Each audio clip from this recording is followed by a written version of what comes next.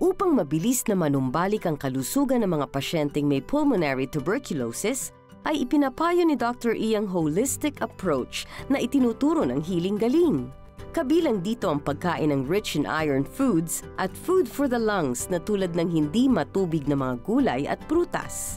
Ipinapaalala ni Dr. E sa mga pasyenteng may TB na iwasan ang mga iced beverages, pati na ang maaasim at makakatas na prutas habang may karamdaman pa. Bagamat ayon kay Dr. E, ay makakatulong naman sa pasyenteng may TB ang puro masabaw na pagkain para sa kaukulang hydration ng katawan, basta't walang maasim na sangkap. Binigyang diin ni Dr. E na makakasama sa mga TB patients ang puwersadong pagkilos, tulad ng pagbubuhat ng mabigat, gayon din ang paghatak at pagtutulak ng mabibigat na bagay. Ipinapayo rin ni Dr. E ang mahabang oras ng pagtulog at sapat na pahinga ng pasyente sa panahon ng gamutan. Tinutukoy ni Dr. E ang tulong na maibibigay ng regular na gentle massage ng Healing Galing oil sa pasyente 3 to 4 times a day. At kung may tubig sa baga ang pasyente, ay itinuturo ni Dr. E ang paglalagay ng Healing Galing Tapal Cream tuwing gabi sa dibdib at likod ng pasyente na subok na ni Dr. E sa pagtanggal ng tubig sa baga.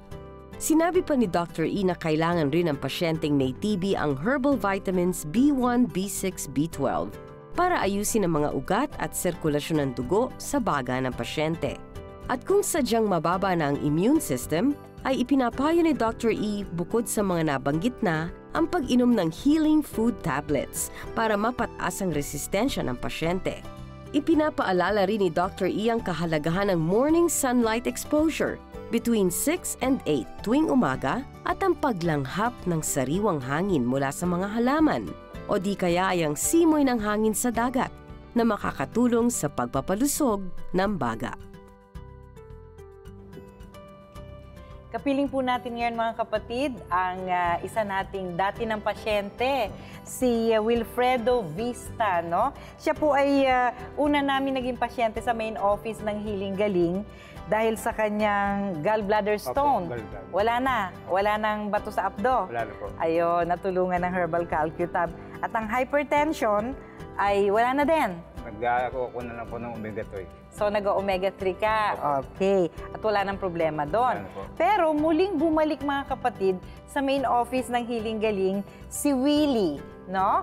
At this time ay yung pulmonary tuberculosis na po ang naranasan niya. Nung una ba, hindi mo pa naramdaman yung mga symptoms ng PTB, Willie? Parang kung may naramdaman ako, may bukol po ako dito sa ganito.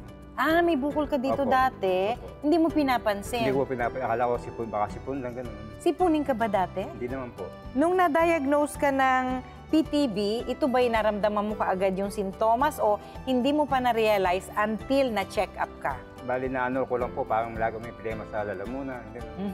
Paano mo nalaman na PTB na pala yon? Gano'n po kami noong 2014 sa kumpanya namin ng annual physical. Oo. Nakakuha po na may tubig po daw ang baga ko. May tubig ang baga. Opo. Ay naku, ang trabaho mo ay liaison officer, no? Liaison, layas ng layas. Opo. At ikaw ay madalas na nasa labas, Opo. no? Opo. Eh, tubig sa baga, malamang natutuyuan ka ng pawis sa likod, Opo. naaalala mo ba? Opo, kasi sabi na, sa mainit ako, tapos papasok sa malamig. Medyo Oo. basa ako sa likod. Oo, papasok sa air-conditioned Opo. room, no? Tapos may mga panahon ba dati, bago ka nakapag-develop ng PTB, na kahit pagdating mo sa bahay, pagod ka, na basa ka ng ulan o pawis, diretsong ligo? Opo, isa naliligo po ako. O yun, di ba? Opo. At ang pagligo ng basa ka ng pawis ay isa sa mga kadahilanan, Willie, Opo. ng pagde-develop unti-unti ng tubig sa baga. Explain natin sa ating mga kapatid. Alam niyo po mga kapatid na kapag basa tayo ng pawis, nag-o-open ang skin pores natin eh, no? So pag nag-open ang skin pores, nagbuhos, no? Opo. Nagpasok ka ng tubig sa iyong katawan. Opo. Nagbuhos, nag-shower, no?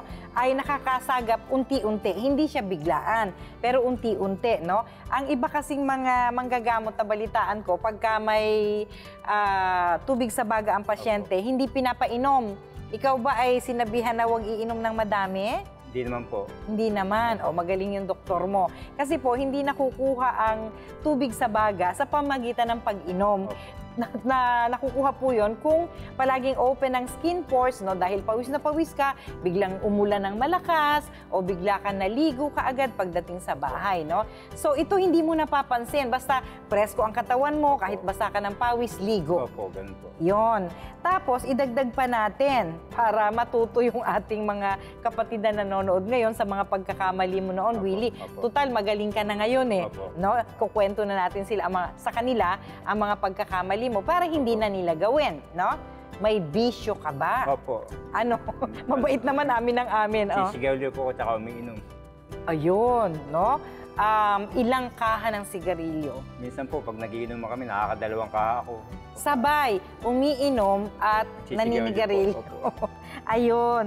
At bukod doon, madalas ka bang napupuyat? Oh, minsan po, gabi din ako natutulog kasi gigising ng maaga. Oho. Kaya pala napuyat, nakipag-inuman Opo. ka yata. Okay. Tapos maliligo pa po sa umaga. O yun, no? So, nag-abot-abot. Opo. At alam niyo po ba mga kapatid na ang mga taong pirming puyat, ang unang-unang humihina bukod sa hemoglobin count, yung pula sa dugo, ay ang baga ang natatarget ng pagbaba ng resistensya, no?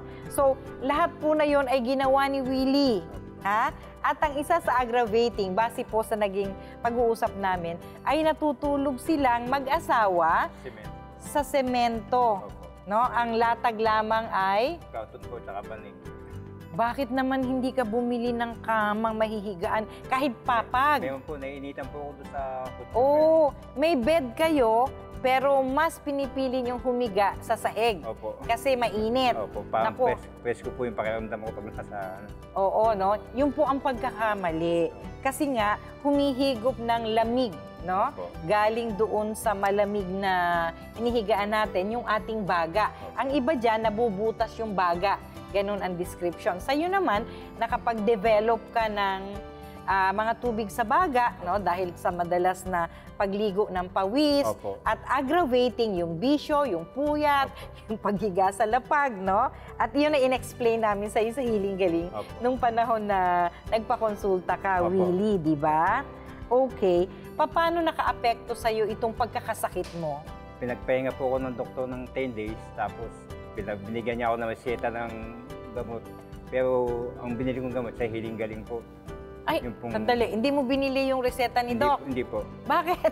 Eh kasi dati na po ako nakpagamot sa Hiling Galing sa... Ay, oo. Kasi Kaya- dati ka na namin pasyente Opo. doon sa gallstones mo at saka sa hypertension. Opo, opo. At dahil doon ka gumaling, hindi mo sinunod yung... Hindi po. Eh baka naman maganda rin yung gamot na ibibigay ni Doc. Eh di Hiling Galing oil. Opo. No? Inihahaplos po ang Hiling Galing oil sa tigkabilang sides ng leeg kung nasan yung mga kulane.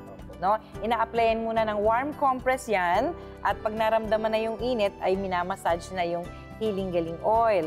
Ganon din sa dibdib at likod. May warm compress tapos gentle massage ng Hiling Galing oil for 20 to 30 minutes or mas matagal pa. Tinutulungan ka ba ni Mrs.? Opo, siya po ang nag-aaral sa akin. Lalo na sa likod kasi hindi mo